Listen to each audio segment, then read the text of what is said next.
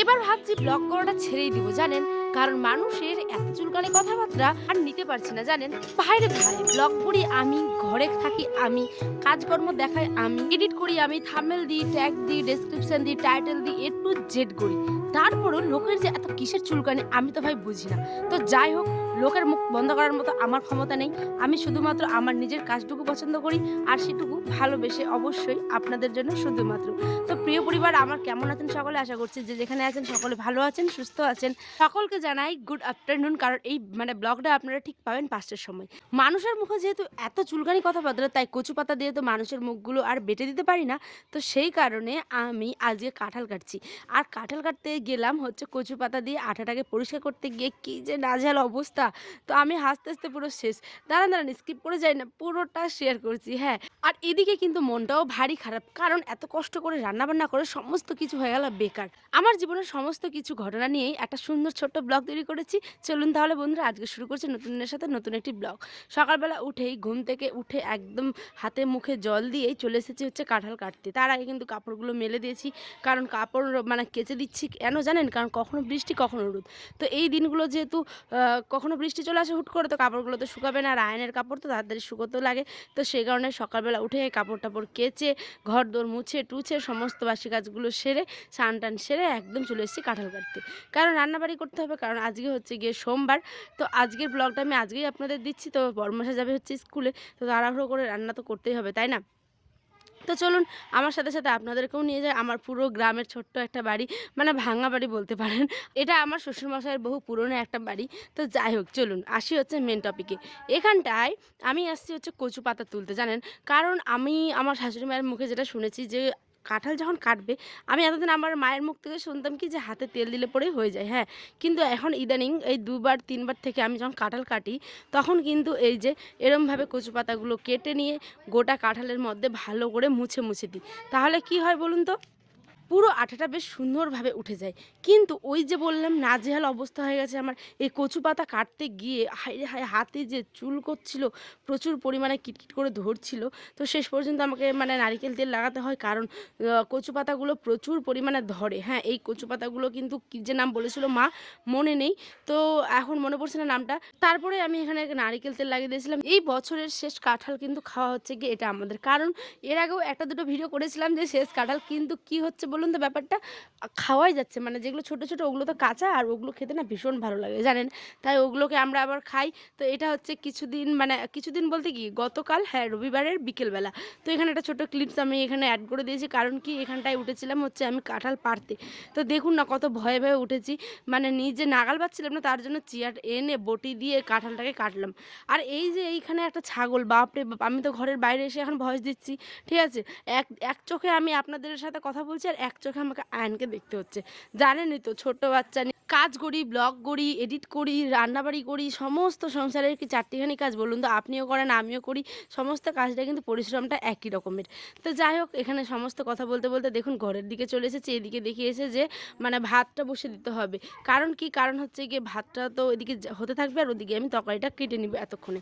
দেখুন এখানে আমি এখন ভয়েস দিচ্ছি, আর একটা ছাগল ভ্যা ভ্যা করে ডেকেই যাচ্ছে অনবরত। ওও হয়তো জানান দিচ্ছে আপনাদের যে আমিও আছি।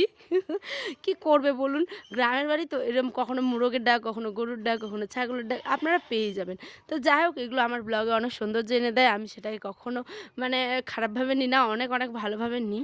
তো দেখুন কথা বলতে বলতে আমার এখানে সমস্ত কাপড়গুলো কিন্তু কাঁচা হয়ে গেছিলো।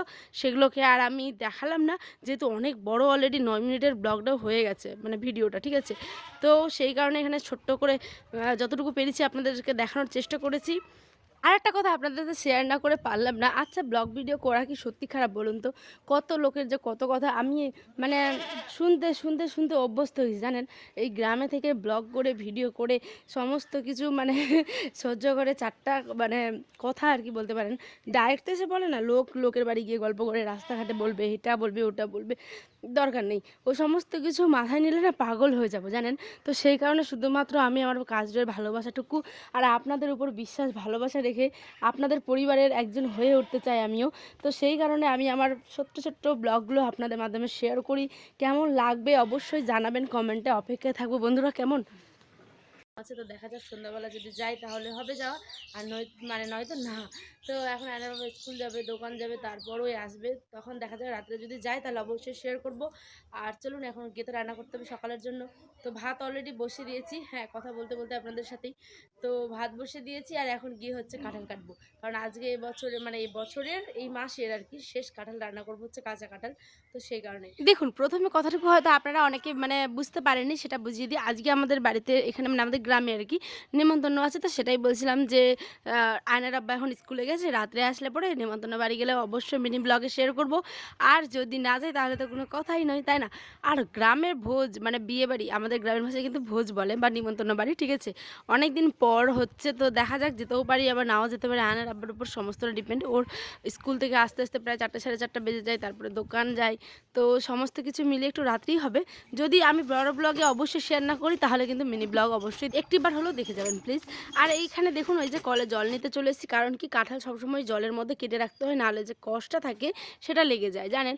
কাঁঠাল না আমার আবার খুব আগে খাওয়ার ইচ্ছে করতো না, কিন্তু আমি জানি না কেন। আচ্ছা, মা হলে কি মেয়েরা অনেক পরিবর্তন হয়ে যায়, তাই না? খাওয়া দাওয়া, পোশাক আশাক, শারীরিক গঠন, মানসিক গঠন সমস্ত কিছুটাই চেঞ্জ হয়ে যায়, আমি জানি। তো যাই হোক, আপনারও নিশ্চয়ই এরমটাই হয়। আমরা তো জানি, আমরা তো মেয়ে, তাই না বলুন? একটা মেয়ে থেকে মা হতে গেলে কত কষ্ট, কত দুঃখ সহ্য করে ওই হাসি মুখটা সামনে আসে।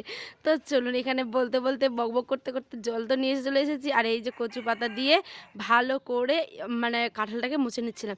ইচ্ছে তো করছিল যে লোকগুলোর মুখগুলো বেশি চুলকায় সেগুলোকে গিয়ে একদম ভালো করে একটু লাগিয়ে দিই। যাই হোক, মজা করছিলাম, ওটা কোনো ব্যাপার না, ঠিক আছে? তো লোক তো বলবেই নানান কথা, আমি শুধুমাত্র আমার ভিডিও করি আর ভিডিওর মাধ্যমে তাদের উত্তরগুলো দিই, ঠিক আছে? তা আমি জানি কে কী বলে, তাই আমার অত গায়ে লাগে না। আমি জানি প্রত্যেকটা ইউটিউবারকে বলুন, বিশেষ করে গ্রামে থেকে যারা ব্লগ করে হাউসওয়াইফ বা মেয়ে, তাদের প্রত্যেকে নানান টিটকিরি, এটা সেটা অট্টহাসি এগুলো শুনতেই হয়। তো যাই হোক, সেলফি স্টিক হোক বা ট্রাইপড, আমার আগে খুব ভয় করতো ধরতে, ঠিক আছে? মাঠে হোক, গ্রামে হোক, যেখানে বাইরে যেতাম খুব ভয় করতো। কিন্তু এখন যেহেতু আমার 9 মাস হয়ে গেছে, হ্যাঁ নভেম্বর থেকে 9 মাসের প্রায় শেষ আমি ইউটিউব জার্নি করছি, ঠিক আছে? তো সেই কারণে আমার লজ্জা শরমটাকে আমি বিসর্জন দিয়ে দিয়েছি, লোকের সামনে আমার কোনো এসে যায় না।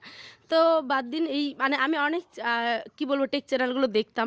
আগে সবসময় বলতো যখনই ব্লগ ভিডিও করবেন একদম লজ্জাটাকে বিসর্জন দিতে হবে, নইলে জীবনে কোনোদিনও বড় হওয়া যায় না, সে গ্রামে হোক কিংবা শহরে, যেখানেই হোক। তো চলুন বন্ধুরা, এখানে আমার রান্নাবাড়িটা আমি দেখাতে পারিনি, কারণ হচ্ছে কি তাড়াহুড়ো করছিলাম। রান্নার বাড়ি যেহেতু খাওয়া দাওয়া করে যাবে, তো এখানে পুঁই আলু মিষ্টি কুমড়ো দিয়ে একটা তরকারি ছিল ছেঁচড়া টাইপের। আর এই যে কাঁঠালটা, আর একটা জিনিস আপনাদের দেখাই, এই যে গোটা গোটা আজকে বীজ দিয়ে দিয়েছিলাম জানেন। তো বীজটা হালকা কামড় দিয়ে এখানটায় দেখি যে মারাত্মক সিদ্ধ হয়েছে। আমি এরকম আগে রান্না করতাম না, ওটাকে খোসাটা ছাড়িয়ে তারপরে বীজটা রান্না করতাম।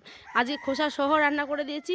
আর ওই যে বলেছি পেট ভরে কেন খেতে পারলাম না বলুন তো, মন ভরে খেতে পারলাম না সত্যি কথা বলতে। রান্নাটা করে এই যে এখন যেহেতু ডায়েট করছি, একটু কম কম কম করে খাচ্ছি, ঠিক আছে?